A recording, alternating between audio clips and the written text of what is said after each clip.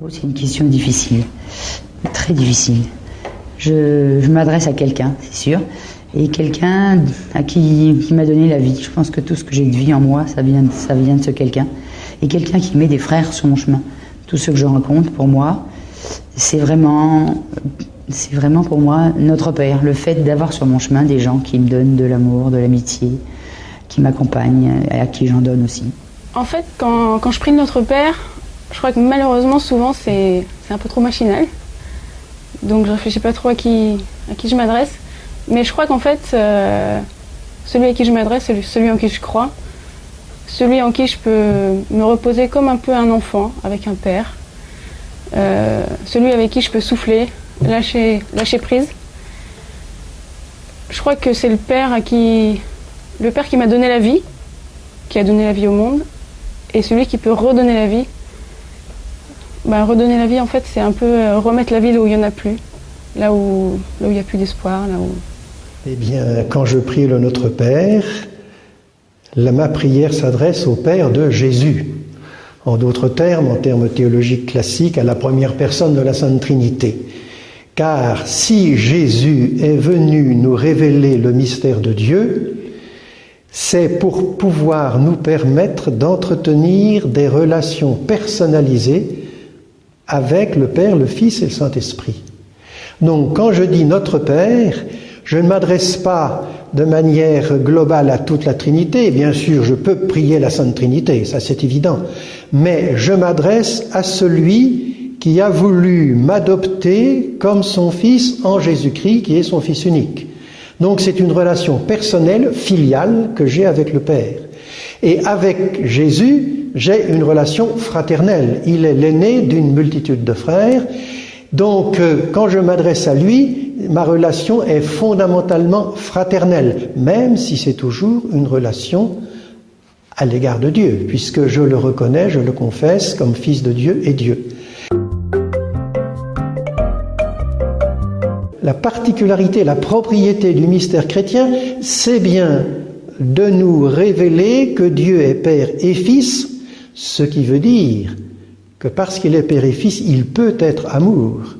Un Dieu qui ne serait qu'unique, notre Dieu est unique, mais qui ne serait pas distingué à l'intérieur de lui-même entre Père et Fils, ce Dieu-là, s'il était amour, ne pourrait être qu'amour immédiat de lui-même, un amour égoïste. Dans tout amour, il faut l'altérité. Il faut que je puisse me tourner vers un autre et m'ouvrir à un autre. Or, le Père est totale ouverture au Fils et le Fils totale ouverture au Père. C'est en cela qu'ils sont amour. Et donc, moi, j'entre dans ce réseau de relations, mais si vous voulez, notre adhésion, notre profession de foi chrétienne comporte une entrée dans le jeu des relations entre le Père et le Fils. Alors, en posant la question, peut-être est le Saint-Esprit dans tout ça. Eh bien, le Saint-Esprit, c'est une relation qui est originale dans la mesure où, fondamentalement, la relation au Saint-Esprit n'est pas une relation avec un vis-à-vis. Dans la pensée des premiers chrétiens, le Père, si vous voulez, il est au ciel, il est celui auquel on s'adresse. Jésus, il est venu sur la terre. Le Saint-Esprit, il est en nous. C'est-à-dire qu'il n'est pas le destinataire de ma prière, au moins pas immédiatement. Il est celui qui vient prier en moi et me permettre de dire, comme l'affirme saint Paul, Dieu, Abba Père et Jésus-Christ est Seigneur. C'est-à-dire que c'est parce que je suis habité dans l'Esprit Saint que je peux confesser le Père et le Fils et que je peux m'adresser à eux en toute confiance. Voilà le rôle du Saint-Esprit. Alors, si vous voulez, c'est une manière extrêmement originale d'être personne, puisque je dirais, il est une personne qui fonde en quelque sorte ma propre personne humaine dans sa divinisation. C'est parce que l'Esprit m'habite que je peux précisément m'adresser au Père et au Fils. Alors il y a une autre question qu'on peut poser, c'est quand je dis Seigneur, à qui est-ce que je m'adresse ? Eh bien là, ça va dépendre du contexte précis de ma prière. Parce que je peux et je dois dire Seigneur en m'adressant au Père. puisque le terme de Seigneur, c'est le terme qui exprime Dieu lui-même. Dans dans l'Ancien Testament, dans la traduction grecque de l'Ancien Testament, le kurios, c'est le Seigneur. Or, ce qui est tout à fait remarquable, c'est que dans les évangiles, le terme de Seigneur est attribué à Jésus.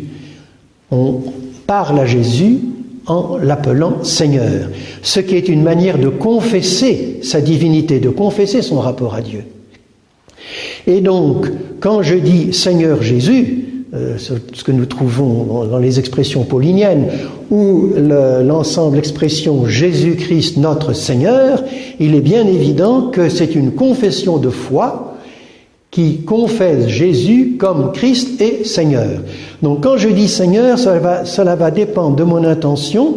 Je peux soit m'adresser directement à Jésus et au Fils, soit m'adresser au Père. Mais il est bien évident que toute prière remonte au Père. Si je m'adresse au Fils, je m'adresse aussi au Père à travers lui, puisque le but du Fils, c'est de venir de la part du Père nous chercher pour nous emmener vers le Père, pour nous faire retourner vers lui, et donc tout commence et tout se termine au Père.